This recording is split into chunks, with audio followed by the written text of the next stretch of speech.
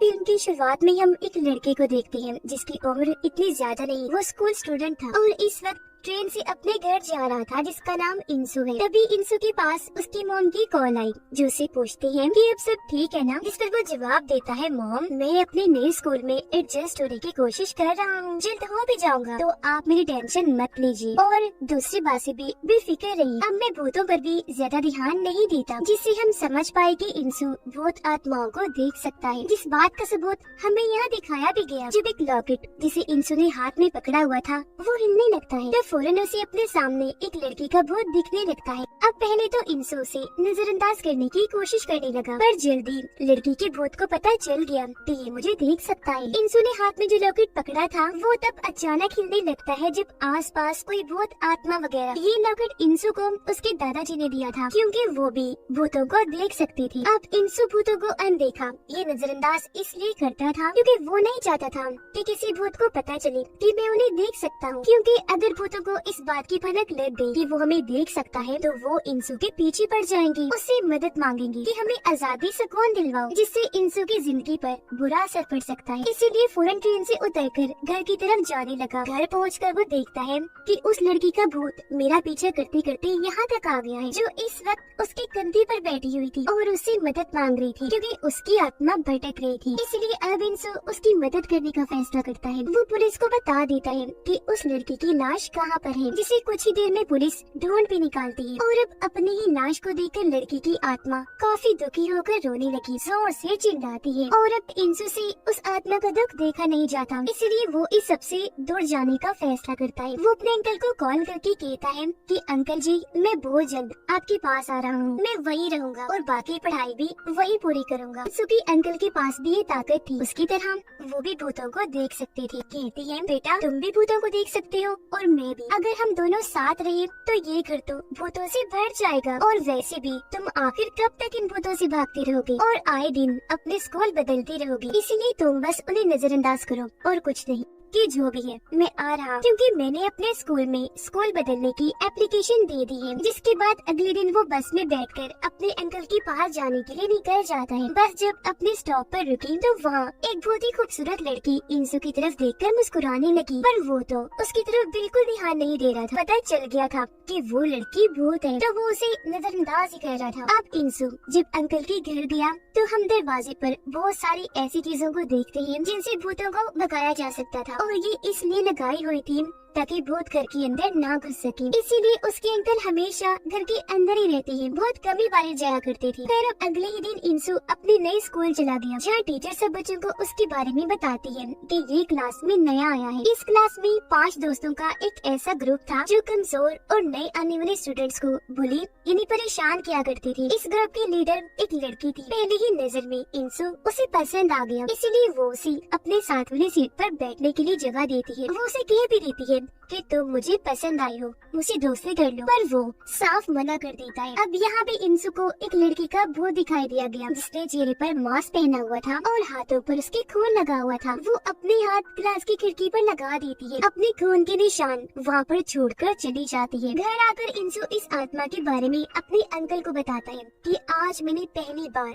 ऐसी आत्मा को देखा जिसके हाथों पर खून था और उसने चेहरे पर मास्क पहना हुआ था। उसके अंकल सुनकर चौंक गए। कहते हैं कि ऐसी खून वाली आत्माएं बहुत ही खतरनाक होती हैं और उन सब की मौत दर्दनाक हुई होगी, इसलिए वो अपना बदला लेने जरूर आती है। जितना हो सके इनसे दूर रहो। अगले दिन स्कूल में ब्रेक के दौरान इंसु एक पार्क में गया जहाँ वो एक औरत और उसके डॉग को बैठा हुआ देखता है। उसे दोनों इस जगह पर बैठे हुए अच्छी लग रही थी, तो वो उनकी ड्राइंग बनाने लगा। तभी अचानक उसे खूबसूरत लड़की का भूत आ गया जिसे इंसु ने बस में देखा था। यहाँ हमें लड़की के भूत का नाम पता चला जो मून था, और वो इंसु के साथ में आकर बैठ जाती है। इस बार भी वो उसे नजरअंदाज ही करता है। मून जब उसे ड्राइंग बनाता हुआ देखती है तो कहने लगी कि वो जो औरत है वो अंधी है और उसका जो डॉग है वो मर चुका है। तुमने उसकी ड्राइंग बनाई तो इसका मतलब तुम उसकी आत्मा को देख सकते हो, इसीलिए अब मुझे नजरअंदाज करने का नाटक बंद करो, समझ आई? मैं जानती हूँ कि तुम मुझे देख सकते हो और ये भी कि किस वजह से मुझे तुम नजरअंदाज कर रहे हो। तुम बेफिक्र रहो, मैं तुमसे कोई मदद नहीं मांगूंगी, न ही अपनी कोई ख्वाहिश पूरी करवाऊंगी कि तुम मेरी आत्मा को आजादी दिलवाओ। ये सुनकर इंसु खुश हो जाता है,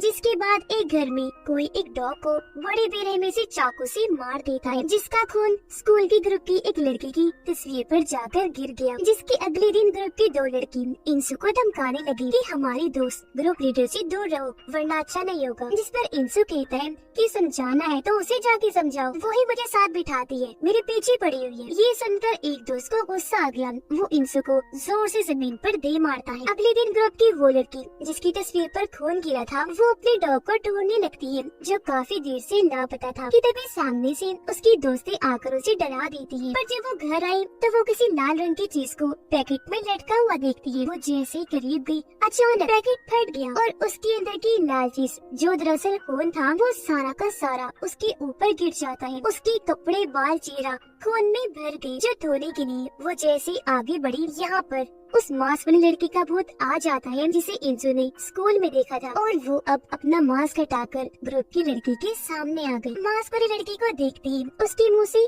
सही निकलता है, यानी कि इस लड़की का नाम सही है और ये लड़की उसे काफी अच्छे से जानती है। अब सही उसकी तरफ बढ़ने लगी, तब डरते हुए वो लड़की पीछे की तरफ हटने लगती है। फिर अचानक ही कोई जोर से दरवाजा बंद कर देता है। अगले दिन ग्रुप की लड़की अपने लीडर को कहती है, लगता है हमारी दोस्त कहीं पर भाग गई है, जो अभी तक स्कूल नहीं आई। और ये सुनकर इंसु काफी घबरा जाता है, क्योंकि कहीं न कहीं वो जान चुका था कि इनकी दोस्त के साथ कुछ गलत हुआ है। फिर ग्रुप की वो लड़की दिखाई गई जो खून में लथपथ एक अंधेरी जगह पर बंधी हुई थी। अचानक कोई जोर से दरवाजा पीटने लगता है, जिससे वो बहुत ज्यादा डर जाती है।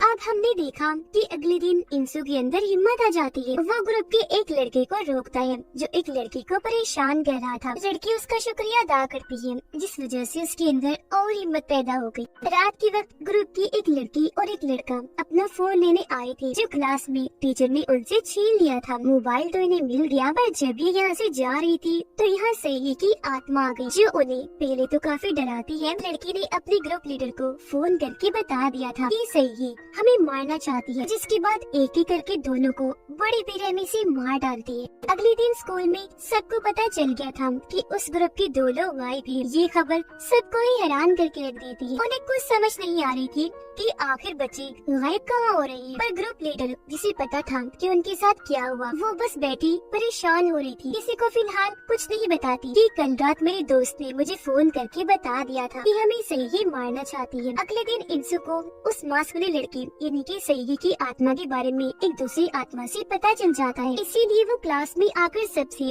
सही के बारे में पूछता है, पर उसे कोई जानकारी नहीं मिली। तब ग्रुप लीडर उसे बताती है कि वो एक नंबर की पागल लड़की थी। ये सुनकर इंसु से सही की तस्वीर मांगता है, पर उसे पता चला कि वो तो इतनी अजीब थी कि उसने कभी तस्वीर ही नहीं बनाई, क्योंकि उसे पसंद ही नहीं थी। इसी बीच चुपके से क्लास की एक लड़की इंसु को सही की तस्वीर भेजती है और साथ में मैसेज भी कर देती है कि किसी को भी इस बारे में ना बताना कि मैंने ये तस्वीर तुम्हें सेंड की है। सही की तस्वीर देखकर इंसु काफी चौंक जाता है। ऐसा लग रहा था उसने पहले से इसको देखा हुआ है। जिसके बाद वो आकर मोन से मिला और उससे भी सही के बारे में पूछने लगता है, जिस पर मोन कहती है कि सही के बारे में कौन नहीं जानता, यहाँ तक कि सबको ये भी पता है कि वो मास्क क्यों पहनती है। ये सुनकर इंसु अब ग्रुप लीडर से सही की जानकारी लेने की कोशिश करता है, जिस पर उसका दोस्त इंसु को काफी पीटता है। फिर पूछने लगा कि तुम आखिर क्यों सही के बारे में जानना चाहती हो, तुम्हारा क्या वास्ता है उससे। जिस पर इंसु कहते हैं कि कुछ नहीं, पर मैं जानता हूँ कि वो तुम लोगों से अपना बदला लेने जरूर आएगी। जिसके बाद वो लड़का इंसु को छोड़ देता है। अब जब वो लोग अकेले थे तो ग्रुप लीडर अपने दोस्त को कहती है कि मुझे लगता है स्टूडेंट्स को ऐसे अगवा सही की डेट कर रही है। तुमने देखा नहीं, जिस दिन सही का फ्यूनरल था, यानी कि जब उसे दफनाया जा रहा था, उसकी डेट हम सब बच्चों को कैसे घूर रही थी। इसीलिए अब भी लोग अपने सवालों के जवाब पाने उनके घर जाने लगते हैं। इंसु अपने अंकल को सही के बारे में बताता है और उन्हें ये हैरानकुन जानकारी देता है कि वो है तो एक ही लेकिन 2 अलग अलग रूपों में है। जिस पर उसकी अंकल जवाब देती है कि कभी कभी इंसानों की तरह आत्माओं को भी स्प्लिट पर्सनैलिटी डिसऑर्डर हो जाता है, जो एक ऐसी बीमारी है जिसमें एक इंसान कई सारे रूपों और शख्सियत के साथ जी रहा होता है। और आत्माओं के साथ ऐसा इसलिए होता है क्योंकि मरने से पहले उन्हें लोगों ने बहुत सताया होता है। अब तभी इंसु के पास ग्रुप लीडर का मैसेज आया, जो उसे फौरन सही के डैड के घर आने का कहती है और ये भी कि मेरी जान को खतरा है, पर उसके अंकल इंसू को जाने से मना कर देते हैं। और क्योंकि उसने कैसे भी करके ग्रुप लीडर की जान बचानी थी तो वो जाना चाहता था, तब उसके अंकल उसे उसके दादाजी का खंजर देते हैं, ये कहते हुए कि इससे भूतों को मारा जा सकता है। सही के डैड के घर पर उसकी आत्मा ग्रुप लीडर और उसके दोस्त को काफी डराती है। उसने यहाँ भी मास्क पहना हुआ था, जिसके बाद सही की आत्मा अपने डैड के अंदर आकर दोनों को बड़ी बेरहमी से मार देती है। अब उनके मरने के बाद इंसू यहाँ पर पहुँचा, जो देखता है कि सही के डैड मधोशी की हालत में घर से कहीं पर जा रहे हैं। उनको नजरअंदाज करके जब वो अंदर गया तो उसी ग्रुप लीडर के साथ साथ उसके दोस्त की भी लाश मिली। फिर अलमारी को चेक करने पर उसे सही की आत्मा भी दिख जाती है। और अब जैसे इंसू उसका मास्क हटाता है उसके होश उड़ गए, क्योंकि पता चला कि सही और मून दोनों एक ही हैं। बस ये एक आत्मा के दो अलग अलग रूप हैं, जिनमें एक तो अच्छा रूप है मून, जबकि दूसरा बहुत ही खतरनाक खूनखार है, यानी कि सही जो खून की प्यासी है, जिसके बाद सीन यहाँ से पास्ट यानी माजी में आ जाता है, जहाँ हमें पता चला कि सही ने इस बुली ग्रुप के खिलाफ रिपोर्ट की थी। पर जब उन लोगों को इस बारे में पता चला तो उन्होंने रोज सही को परेशान करना शुरू कर दिया। वो उसे काफी मारती पीटते थे, हद से ज्यादा उसे सताया गया। कभी उसके बाल जला दिया करते थे तो कभी काट दिया करते थे। एक बार तो ग्रुप लीडर ने हद ही पार कर दी। उसने सही का बुरा सा मेकअप करके जबरदस्ती उसे मास्क पहना दिया था और कहा था कि अगर तुमने कभी ये मास्क उतारा तो हम तुम्हारे साथ इससे भी कई ज्यादा बदतर सलूक करेंगे। इस बारे में जब सही के डैड को पता चला तो वो पुलिस में रिपोर्ट करने का फैसला करते हैं, पर सही ने उन्हें ऐसा करने से रोक दिया, क्योंकि अगर ग्रुप को इसकी खबर हो गई तो वो सही की जिंदगी को जहन्नुम बना देंगे। पर अगले दिन जब सही मास्क लगाकर क्लास में बैठी थी तो जबरदस्ती टीचर उसका मास्क हटा देती है और कहती है कि तुम मास्क लगाकर क्लास में नहीं बैठोगी, इसकी इजाजत नहीं है। फिर वो मास्क को पाँव से दूर धकेल देती है, पर मास्क उतारने की वजह से ग्रुप लीडर उसे फिर से बहुत मारती है और वो बेचारी बस सहती ही रहती है। लेकिन रोज रोज का ये जुल्म बर्दाश्त करके अब वो तंग आ चुकी थी, इसीलिए उसने फांसी से लटककर अपनी जान दी, जिसके बाद सही की आत्मा वापस आई और उसने अपना बदला लेने के लिए ग्रुप लीडर समेत उसके तमाम दोस्तों को मार दिया, जो भी उसे बुली किया करती थी। पर जब उसकी भटकती हुई आत्मा वापस आई तो उसके दो हिस्से हो गए, एक तो बहुत ही प्यारा मून के रूप में, जबकि दूसरा खतरनाक गुस्से और डिप्रेशन से भरा हुआ, यानी कि सही। अभी भी उसका दिल नहीं भरा, वो बाकी अपने क्लासमेट्स को भी टीचर समेत मारना चाहती थी, क्योंकि जब वो पूरा ग्रुप सही के साथ इतना बुरा बर्ताव करती थी, जुल्म करती थी, तो कोई भी स्टूडेंट उसके लिए कुछ करता नहीं था, बस उसके साथ बुरा सलूकी देखती थी। यहाँ तक कि